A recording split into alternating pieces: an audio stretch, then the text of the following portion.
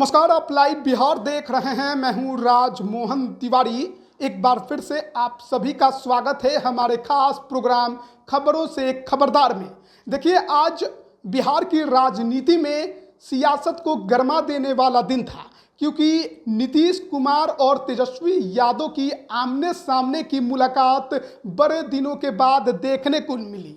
बिहार में INDIA गठबंधन की सरकार जाने के बाद शायद ये पहला मौका था जब नीतीश कुमार और तेजस्वी यादव ऐसे मिले। हालांकि ये पुराने सचिवालय में एक कार्यक्रम को लेकर बैठक हुई थी, लेकिन बाद में चैम्बर में भी नीतीश कुमार और तेजस्वी यादव की मुलाकात हुई और उसके अब कई मायने भी निकाले जाने लगे हैं। कई लोग इसे अलग अलग चश्मों से देख रहे हैं। कल राजद यानी बुधवार को अपने तमाम पार्टी के नेताओं को पटना बुला चुकी है। राजद कार्यालय में विधायक, विधान पार्षद, सांसद और वरिष्ठ नेता मौजूद रहेंगे। हो सकता है कि लालू प्रसाद यादव भी उस बैठक में शामिल हो और अपने पार्टी नेताओं को हिदायत देते दिखाई दे। तेजस्वी यादव की यात्रा शुरू होने से पहले इस बैठक को बड़ा अहम माना जा रहा है। वहीं अगर हम बात करें बिहार में चुनाव की, तो देखिए, लोकसभा के बाद उपचुनाव को लेकर लगातार चर्चाएं हो रही हैं। रुपौली में खत्म हुआ, MLC के उपचुनाव की तैयारी है, तो बिहार में विधानसभा के 4 सीटों पर भी उपचुनाव की तैयारी है। लेकिन प्रशांत किशोर अब लगता है कि खूंटा गाड़ चुके हैं। पहले जीतन राम मांझी के इमामगंज में चुनाव लड़ने की ऐलान उन्होंने जनसुराज के लिए कर दिया और अब रामगढ़ यानी सुधाकर सिंह के विधानसभा क्षेत्र में भी, जगदानंद सिंह के गढ़ में भी उन्होंने जनसुराज का प्रत्याशी खड़ा करने का ऐलान कर दिया है। तो विस्तार से चर्चा करने के लिए हमारे साथ वरिष्ठ पत्रकार रविरंजन जी हैं और वरिष्ठ पत्रकार प्रवीण बागी जी हैं। सबसे पहले तो चर्चा नीतीश कुमार और तेजस्वी यादव की मुलाकात पर। शायद सरकार जाने के बाद ये पहला मौका होगा जब इस तरीके से मुलाकात हुई, भले ही बैठक के बहाने, लेकिन मुलाकात तो हुई। कई महीने के बाद ये मुलाकात हुई। चाचा और भतीजे की मुलाकात थी और जो वहाँ लोग मौजूद थे उन्होंने बताया कि भतीजे ने पूरी विनम्रता से चाचा के पांव छुए, प्रणाम किया उनको, उनका आशीर्वाद लिया और चाचा ने भी मुस्कुराते हुए आशीर्वाद दिया। तो बहुत फ्रेंडली माहौल में बातचीत हुई, अच्छे माहौल में बातचीत हुई और वो एक संवैधानिक ज़रूरत थी, क्योंकि मानवाधिकार आयोग और सूचना आयोग इन दोनों में कुछ रिक्तियां थी। तो ये प्रावधान है कि उसमें नेता विपक्ष को भी उस कमेटी में जो अपॉइंटमेंट करती है उसमें सदस्य के रूप में रखा गया है। तो इसलिए संवैधानिक ज़रूरत के तहत ये मुलाकात हुई। हालांकि उस मीटिंग के बाद फिर अलग से भी उनके चैम्बर में जा कर के तेजस्वी मिले, तो उसमें कुछ बातचीत हुई होगी चुनाव के बारे में, उनकी जो यात्रा हो रही है उनके बारे में, और लालू जी के स्वास्थ्य के बारे में कुछ जानकारी ली होगी।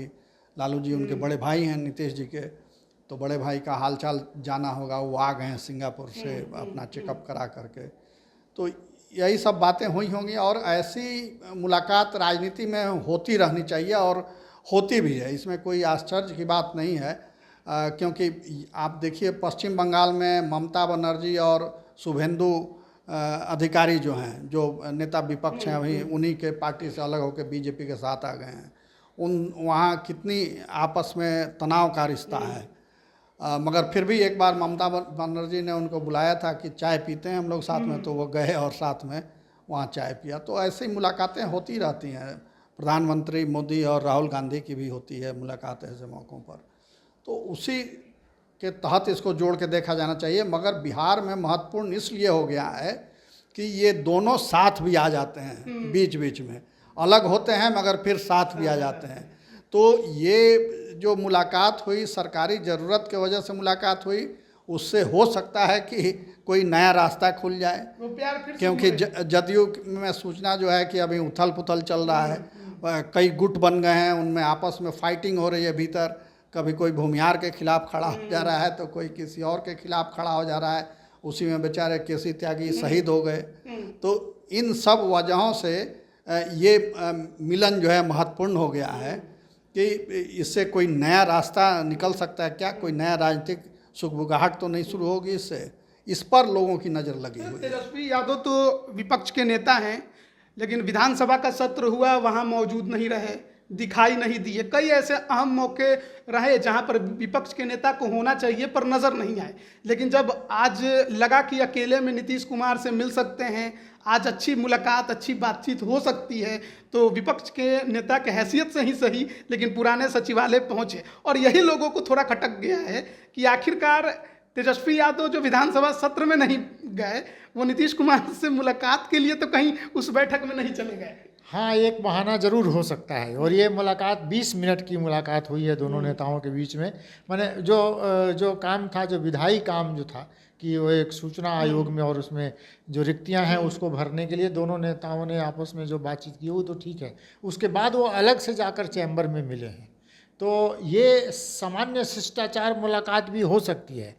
पर दो ऐसे नेता जो अभी कुछ ही दिन पहले एक साथ मिलकर शासन में रहे और फिर किसी बात को लेकर वैमनस्यता बढ़ी और अलग हो गए, लेकिन ये लोग पहले भी एक साथ हुए हैं और 2015 के चुनाव में तो दोनों साथ में मिलकर लड़े और सरकार में भी रहे। और नीतीश कुमार जिस तरफ चले जाते हैं उनकी सरकार बन जाती है।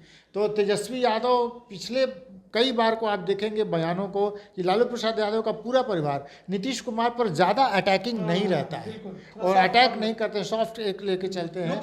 और कई बार वो तो ये भी कह रहे हैं कि चाचा का मन बदलेगा और वो आएंगे, माने ये एक उम्मीद उनको है। तो आज एक चुपचाप मुलाकात में, जहाँ पुराना सचिवालय में तो लगभग कितना महीनों के बाद वो डिप्टी सीएम का पद छोड़ने के हाँ बाद उसके बाद तो गए नहीं थे। आज पुराना सचिवालय में गए और जो विधानसभा के सत्र के दौरान नहीं गए, इस छोटे से काम के लिए गए, तो निश्चित रूप से वो मिलना चाह रहे होंगे। और अब जबकि 2025 का चुनाव होने वाला है, टिकटों के बंटवारे की बात हो रही है, सीट शेयरिंग की वो हो रही है, तो गठबंधन की भी बात होगी। और एक बड़े चैलेंज के तौर पर प्रशांत किशोर जब खड़े हो गए हैं, तो गठबंधन नए तरीके का कोई हो सकता है कि नहीं, क्या प्रशांत किशोर बड़ा चैलेंज हो सकते हैं? और अगर इससे पार्टियां डरी हुई हैं तो कोई नया गठबंधन भी बन सकता है, इसकी संभावनाएं हैं। संभावनाओं का खेल है राजनीति। तो तेजस्वी यादव की इस मुलाकात को सामान्य शिष्टाचार की मुलाकात नहीं मानना चाहिए, इसको हाँ कुछ ना कुछ तो है इसमें। तो इस मुलाकात में भले वो निकले तो उन्होंने कहा कि हमने आरक्षण के मुद्दे को लेकर बात किया कि 65% जो जाति गणना के बाद बढ़ाया गया था उसको 9वीं अनुसूची में डालने को लेकर, तो उन्होंने कहा कि हम कोर्ट गए हैं। तो फिर हमने भी कहा कि हम भी कोर्ट गए हैं, आप अपना पक्ष रखिए, हम अपना पक्ष रखेंगे। उसका जवाब तो विजय चौधरी ने दे दिया है कि 9वीं अनुसूची में कौन सा कानून डालिएगा आप, वो कानून तो निरस्त हो चुका है। हाई कोर्ट ने उसको वो अब निरस्त कर दिया, वो एग्जिस्ट ही नहीं करता है। तो आप रिकमेंडेशन कीजिएगा 9वीं अनुसूची के लिए किस कानून को, कोई कानून हो तब ना उसको आप रिकमेंड कीजिएगा कि भाई इसको 9वीं अनुसूची में डालिए। तो जब तक अब कोर्ट फिर से उसको रिवाइव नहीं करता है या फैसला उलटता नहीं है, तब तक ये 9वीं अनुसूची की मांग ही बेमानी है। अब ये कोर्ट अगर वहाँ भी सुप्रीम कोर्ट भी रिजेक्ट कर देता है तो फिर उसमें ये होगा कि कुछ फेर बदल करके फिर से वो कानून पास कराना पड़ेगा, तब उसको फिर 9वीं अनुसूची में भेजने की बात हो सकती है। मगर ये खामख्याली है सिर्फ कि 9वीं अनुसूची में चला जाएगा तो वो उस रिव्यू नहीं होगा। संविधान के एक एक अनुच्छेद का सुप्रीम कोर्ट रिव्यू कर सकता है, क्योंकि सुप्रीम कोर्ट उसका गार्जियन है संविधान का। राष्ट्रपति या प्रधानमंत्री संविधान के गार्जियन नहीं, संविधान का गार्जियन सुप्रीम कोर्ट है। इसलिए उसका यह अधिकार बनता है कि संविधान से कोई छेड़छाड़ ना हो। ये अलग बात है कि इमरजेंसी में संविधान में उलटफेर किया गया और उस समय सुप्रीम कोर्ट खामोश रहा, सरेंडर कर दिया था।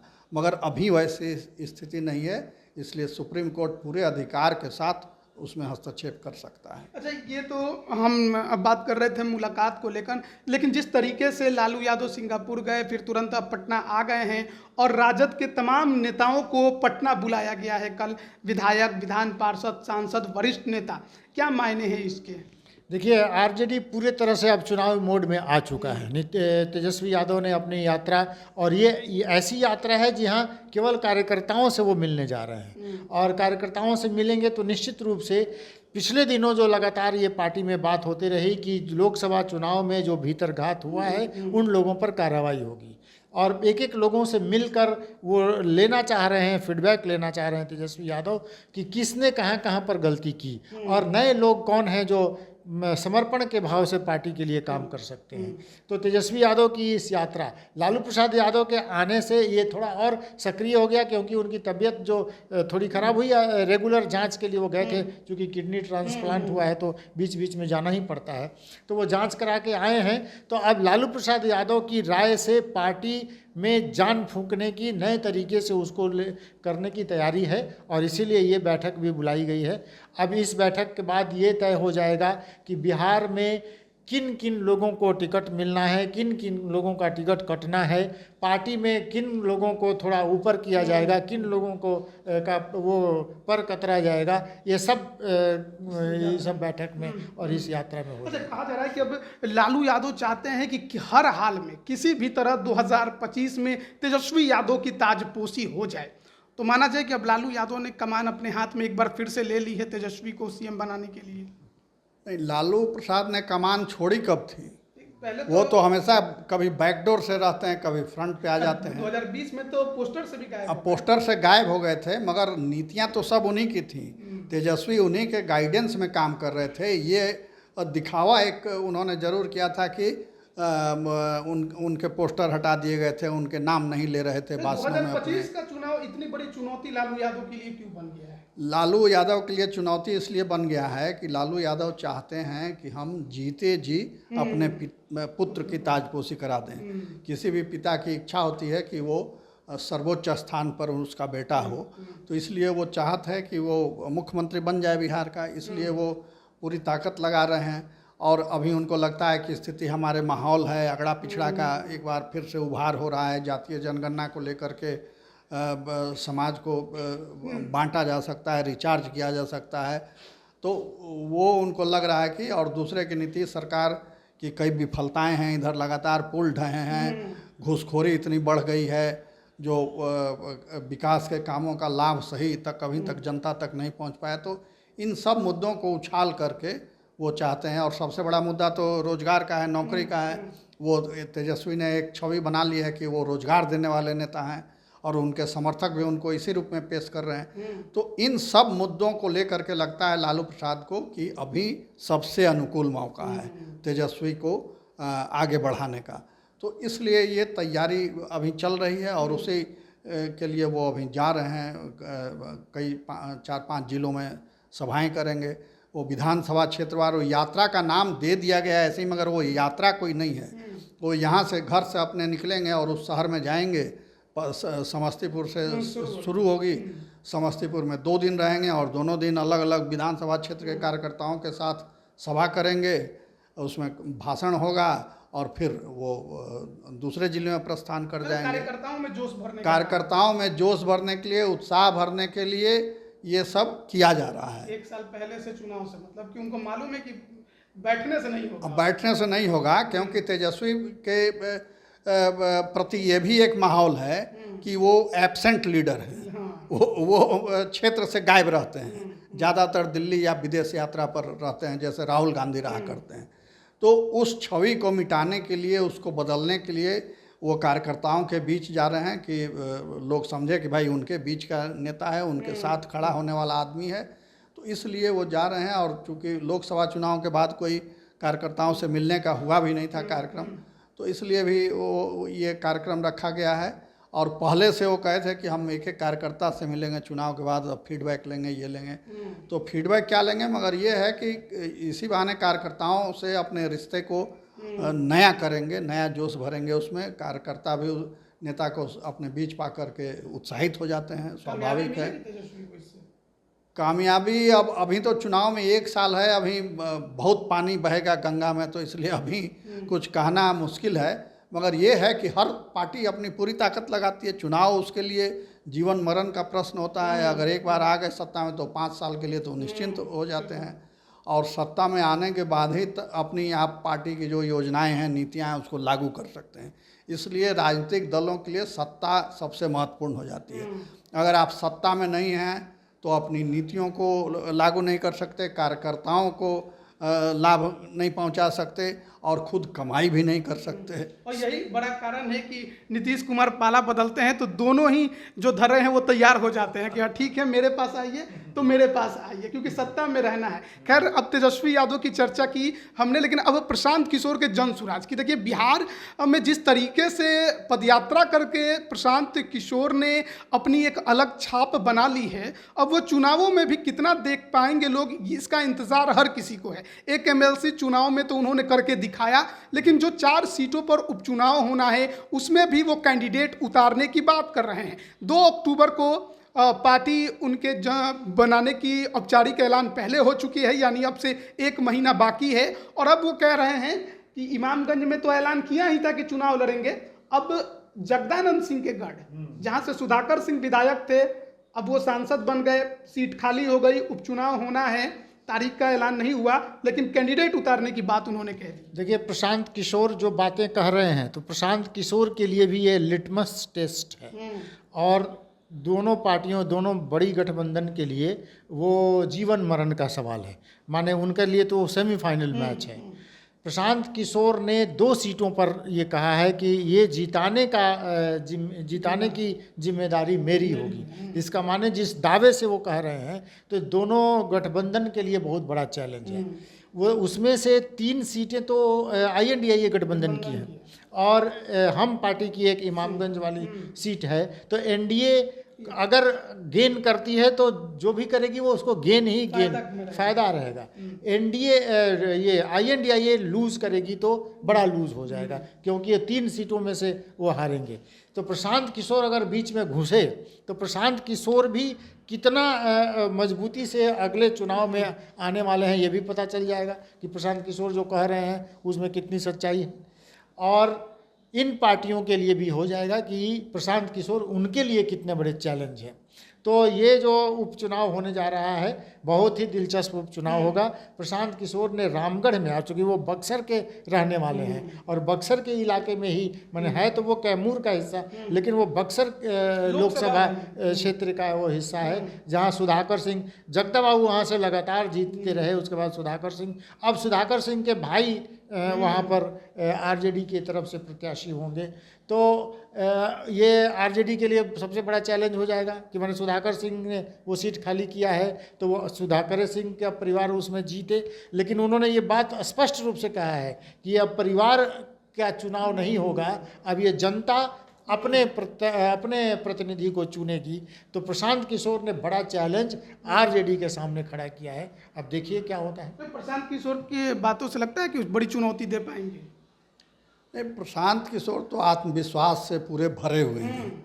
उनका जो भी बयान आता है या जो भी भाषण करते हैं, तो वो एकदम छाती ठोक के करते हैं, और उसमें कोई शक शुबा की गुंजाइश नहीं रहती है। दिनों में जिस तरीके के कार्यक्रम उन्होंने किए, बड़े भीड़ उन्होंने जुटाए, बड़ी बड़ी राजनीतिक पार्टियां उतनी भीड़ नहीं जुटा पाती हैं जितना भीड़ उनके कार्यक्रमों में देखने को मिला। क्या यही बड़ा कारण है कि बहुत ज़्यादा आत्मविश्वास से लबरेज हो गए हैं? नहीं, बड़ी पार्टियां जो देखिए, बड़ी पार्टियों के पास कोई मैकेनिज्म नहीं होता है। वो बस गाड़ियां भेज दिए, और वहाँ के जो सांसद, विधायक, जिलाध्यक्ष हैं, उनका जिम्मा है कि उस गाड़ी को भर के ले आइए, गांधी मैदान भर दीजिए। तो इस तरीके से तो है। मगर प्रशांत किशोर ने पूरा एक सिस्टम डेवलप कर रखा है अपने संगठन का। अभी पॉलिटिकल पार्टी वो नहीं बने हैं, मगर फिर भी जन सुराज का ही एक ढांचा उन्होंने बहुत मजबूत ढांचा खड़ा कर लिया। और दूसरी बात यह है कि उनके यहाँ जो वर्कर हैं, जो संगठन का काम देखते हैं, वो अपना अनाज लगा के नहीं करते हैं, वो पेड वर्कर हैं, उनको बजाबता वेतन दिया जाता है, वेतन भोगी हैं। तो वो जी जान लगा देते हैं अपनी नौकरी, जैसे एक कोई कर्मचारी अपनी सेवा करता है पूरा टाइम दे करके और पूरे मन से, वैसे ही उनके साथ जो जुड़े हुए हैं उस संगठन के लोग वो करते हैं। उसमें सब नौजवान हैं, सब जोश से भरे हुए हैं। उनको भी लगता है कि अगर हमारा नेता आ गया सत्ता में तो हम सब लोगों का लाभ होगा। तो इसलिए वो बहुत मजबूती के साथ बढ़ रहे हैं, और जिस तरह से तैयारी हो रही है उससे लगता है कि पैसे की उनको कमी नहीं है। कुबेर का खजाना उन्होंने अपने पास लगता है रखा हुआ है। और हाँ, 2 करोड़ लोगों से 100 रुपया चंदा लेंगे वो, ये भी एक अनूठा प्रयोग है। उसके बोले तो 1-1 रुपया लोग 77 में लेते थे, मगर अब तो पार्टियां किससे चंदा लेती हैं, कहाँ से चंदा आता है, ये सब गोपनीय हो गया है, और वही पार्टियों की कमाई होती है। और यही कमाई एक बड़ी वजह है कि वंशवादी पार्टियां फल फूल रही हैं। बेटा के बाद पिता के बाद उनका बेटा, उसके बाद उनका बेटा, ये ताकि वो जो करोड़ों खरबों रुपया पार्टी फंड में जमा है वो परिवार के पास ही रहे, बाहर ना जाए। तो ये एक तरीका है। और प्रशांत किशोर ने बिल्कुल नए तरीके की राजनीति की है बिहार में। ऐसी राजनीति बिहार के लोगों ने देखी नहीं है। उन्होंने संगठन अपना पॉलिटिकल पार्टी बनाने के पहले 4000 से अधिक गांव का दौरा किया बिहार में और पद यात्रा किया, गांव गांव गए, रात में वहीं रहे, उनके साथ बातचीत की, अभी भी कर रहे हैं उसी क्रम में। और अलग से नौजवानों की बैठक करते हैं, मुसलमानों की कर रहे हैं, महिलाओं की कर रहे हैं, किसानों की कर रहे हैं। तो ये सब तरीके से वो लोगों को अपने साथ जोड़ रहे हैं और बड़ी फौज हो जा रही है उनके साथ जुड़ी हुई। तो इसलिए उम्मीद की जानी चाहिए कि वो एक मजबूती के साथ उभर पाएंगे अभी विधानसभा चुनाव या जो उपचुनाव होने हैं उसमें। रामगढ़ में आपको लगता है कि टक्कर दे पाएंगे? बिल्कुल टक्कर देंगे, एकदम टक्कर देंगे, इसमें कोई शक की गुंजाइश ही नहीं है। उसके पहले वो अब जीतेंगे कि नहीं ये अलग बात है, मगर वो दिखेगा, उनका असर वहाँ चुनाव में दिखेगा। पहले ये बीजेपी का गढ़ कहा जाता था, अब राजद ने बना लिया है गढ़। विधानसभा और लोकसभा को देख ले तो एक समय था जब पूरा देश कांग्रेस का गढ़ था। अब कांग्रेस को 99 के फेरा में अभी पड़ी हुई है। तो उसके बाद राजद का गढ़ बन गया बिहार, फिर राजद भी सिमट गई, फिर जदयू का गढ़ बना, फिर भाजपा आ गई। तो इस तरह से समय के हिसाब से राजनीतिक दलों का असर घटता बढ़ता रहता है। तो उसी में एक नई पार्टी लेकर के आ रहे हैं प्रशांत किशोर, तो उनका भी अपना प्रभाव क्षेत्र होगा, अपना असर होगा। वो अभी टेस्ट होना बाकी है। विधानसभा चुनाव जो होगा बहुत महत्वपूर्ण है और वो उसके लिए उन्होंने प्रक्रिया की है कि जनता से वो चुन के आएंगे उनके कैंडिडेट। उनमें से जो वहाँ के लोग हैं उनकी सभा होगी और उस सभा में चुना जाएगा कि हाँ भाई ये हमारे लिए कैंडिडेट होंगे। तो ये भी एक नया तरीका है। अब तक तो यहाँ पटना में बुला करके और डाक बोला जाता था, जो ज़्यादा पैसा देगा उसको टिकट मिल जाता था। तो कई पार्टियों की आमदनी का एक वो भी जरिया है कि टिकट बेचिए, पैसा कमाइए। तो प्रशांत किशोर ऐसा नहीं करेंगे, ये उम्मीद है। और वो जनता से पैसा ले रहे हैं, समर्थकों से पैसा ले रहे हैं और उसके बलबूते वो चुनाव का खर्चा निकालेंगे। फिर अब तो देखना होगा कि कितना वो कामयाब इसमें हो पाएंगे प्रशांत किशोर। लेकिन जाते जाते एक आखिरी सवाल से ख़त्म करेंगे। जिस तरीके से आरएसएस के तरफ से भी जातीय गणना को लेकर समर्थन दे दिया गया है, केंद्र सरकार ने तो मना कर दिया था संसद में, लेकिन कहा जाता है कि एनडीए सरकार या बीजेपी की सरकार में आरएसएस बैक सपोर्ट में रहती है, और ऐसे में अगर आरएसएस समर्थन दे रही है तो इसके क्या मायने होंगे? आरएसएस ने देखा कि जातीय गणना का सवाल जो है वो देश को विभाजन की ओर ले जा रहा है और जातीय द्वंद्व बढ़ रहा है, जातीय कटुता इससे फैलाने की कोशिश हो रही है, समाज को बांटने की कोशिश हो रही है। और इसी के नाव पर सवार होकर के चुनाव की बेतरनी पार करने की कोशिश हो रही है। और सत्ता कैसे हासिल की जाए, मुख्य उद्देश्य ये है। चाहे वो धर्म के नाम पर समाज बंट जाए, जाति के नाम पर बंट जाए, या दूसरे किसी चीज़ से समाज को बांट करके वोट हमको मिलता है तो वो वोट लेकर के सत्ता पाएँ, ये उद्देश्य था जिसके तहत ये पूरे देश में फैलाया गया। कुछ नहीं हुआ बिहार में, तो कोई उसका कहीं कोई बेमाना से नहीं हुआ, कटुता नहीं हुआ। तो इसका काट करने के लिए जिस तरह से विद्वेष फैलाने की कोशिश हो रही है, उसको ठंडा करने के लिए, उसका काउंटर करने के लिए आरएसएस ने समर्थन दे दिया कि हाँ होना चाहिए। तो भाजपा में जो हिचक थी और जो पार्टी डर रही थी कि जातीय गणना कराएंगे तो ये हो जाएगा वो हो जाएगा, अभी तक माना जाता था कि 250-300 जातियां हैं देश में। जो पिछली बार जो जातीय जनगणना हुई थी अंग्रेज़ों के समय में, उसमें लगभग 300 जातियां पाई गई थी। फिर मनमोहन सिंह की सरकार में जो जातिगत गणना हुई तो उसमें 46,000 जातियां पाई गई, कहाँ 300 और कहाँ 46,000। अब फिर अब होगा तब अब वो समझिए कि कितनी जातियाँ हो जाएंगी, तो नई नई जातियाँ हो जाएंगी। तो इसलिए वो, और उसमें कई और विसंगतियाँ पाई गई, तो इसलिए वो आंकड़ा जारी नहीं किया गया, सरकार ने उसको डंप करके रख दिया। फिर बीजेपी की सरकार आई, उसने भी वो आंकड़ा जारी नहीं किया। तो मगर अब जब आरएसएस ने हरी झंडी दिखा दी है तो ये माना जाना चाहिए कि भाजपा भी तैयार हो जाएगी। तो इससे ये होगा कि विपक्ष के हाथ से एक बड़ा और मजबूत हथियार छीन जाएगा। लेकिन ये भी तो होगा कि जिस तरीके से बिहार में जातिगत गणना हुई, लेकिन उसके बाद आरक्षण का मुद्दा गर्मा गया, 65% आरक्षण किया गया, हाईकोर्ट ने रद्द कर दिया, फिर देश भर में इसी को लेकर हल्ला मचेगा कि इतना जिस इनकी भागीदारी है, इतनी हिस्सेदारी मिलनी चाहिए। संघ ने जो स्पष्ट तौर पर चिन्हित किया है कि जाति गणना जो है, जो जातियां पिछड़ी हैं, चाहे उनके विकास के लिए हो तो ठीक है, लेकिन राजनीति के लिए अगर ये है तो ये एक बहुत संवेदनशील, यही शब्द यूज़ किया है कि ये संवेदनशील मसला है और केवल राजनीति के लिए ये नहीं होना चाहिए। तो संघ ने तो एक ठीक ही कहा प्रवीण बागी जी ने कि एक बड़ा मुद्दा जो विपक्ष के पास है उसको एक झटके में अगर ये हो गया, संघ की अनुमति मिल गई, तो अगर बीजेपी ने इसको कर दिया तो एक बड़ा मुद्दा उनके हाथ से छिन जाएगा। बिहार में लालू यादव कह रहे हैं कि हम कान पकड़ के कराएंगे। हाँ, वो कान पकड़ के कराएंगे, जो पार्टी खुद ही कर देगी तो वो क्या करेंगे। अभी जो नीतीश कुमार ने कर दिया, अब ये चिल्ला रहे हैं कि नई सूची, भाई वो सरकार खुद गई है सुप्रीम कोर्ट में, आप पीछे पीछे क्या बोल रहे हैं कि जा वही है विशेष राज्य का दर्जा, कांग्रेस अब करिए हम विशेष राज्य का दर्जा देंगे। अरे भाई वो नीतीश कुमार पहले कह चुके हैं और वो उनका मुद्दा है, तो जिनके पास मुद्दे नहीं हैं वो पीछे पीछे अपना दौड़ रहे हैं। संघ ने एक तो ये किया कि ये मुद्दा चुनाव का मुद्दा न बने, इसको किसी तरह से ख़त्म किया जाए। संघ के ऊपर एक और तोहमत है कि वो आरक्षण विरोधी है और वो जाति जनगणना विरोधी है। इसको स्पष्ट कर दिया कि न तो हम आरक्षण विरोधी हैं, पिछले उस चुनाव में संघ की एक बात को, मोहन भागवत की एक बात को कि आरक्षण की समीक्षा होनी चाहिए, उसका एक प्रचार करके और ये घोषित कर दिया गया कि संघ इसका विरोधी है और उसका बहुत बड़ा घाटा इसको लगा, एनडीए को झेलना पड़ा।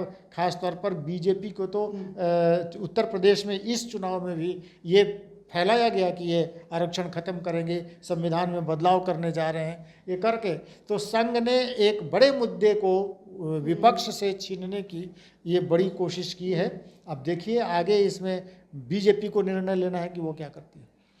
और इसमें कांग्रेस ने तो गजब कर दिया। जैसे ये फैसला आया कि संघ ने समर्थन किया है और कहा है कि होना चाहिए, संघ की ओर से सोशल मीडिया पर आया मैसेज कि संघ का चेहरा बेनकाब हो गया। जातीय हाँ, कांग्रेस की ओर से आया कि जातीय जनगणना के खिलाफ संघ खुलकर सामने आ गया और जातीय जनगणना का विरोध किया, और जबकि संघ ने समर्थन किया कि होना चाहिए। तो कांग्रेस हाँ, तो कांग्रेस को समझ में नहीं आ रहा है कि अब तो उसके हाथ से मामला ही छिन गया। जो राहुल गांधी संविधान की किताब लहराते घूम रहे थे कि जातीय गणना कहीं, यही तो मजे की बात है। उनकी सरकार थी, उसमें हुआ तो उसका आंकड़ा सार्वजनिक नहीं किया। कर्नाटक में हुआ, वहाँ भी आंकड़ा सार्वजनिक नहीं किया गया। कई प्रदेशों में उनकी सरकार थी, कहीं नहीं कराया उन्होंने। कराया हुआ भी कहाँ, तो बिहार में हुआ जहाँ उनकी सरकार नहीं है और वो लालू जी के कंधे पर चढ़ के यहाँ पार्टी उनकी चलती है। तो यही राजनीति का दोहरा चेहरा है और इसी चेहरे को बेनकाब किया है संघ के इस फैसले ने। बिल्कुल। तो देखिए, अब लोकसभा चुनाव के बाद जातीय गणना को लेकर अब काफ़ी ज़्यादा हंगामा विपक्ष की तरफ से किया जा रहा था। आरएसएस ने सीधा इस पर अपना फैसला सुनाकर कहीं ना कहीं विपक्ष के पास से वो हथियार छीनने की कोशिश की है। अब इसमें आगे किस तरीके की राजनीति हो गई ये तो आने वाला वक्त बताएगा। लेकिन वहीं तेजस्वी यादव की नीतीश कुमार से मुलाकात, कल राजद के तमाम नेताओं की बैठक और प्रशांत किशोर का रामगढ़ से कैंडिडेट देना, आप इस पर क्या राय रखते हैं कमेंट करके ज़रूर बताएं। आप सभी का बहुत बहुत धन्यवाद।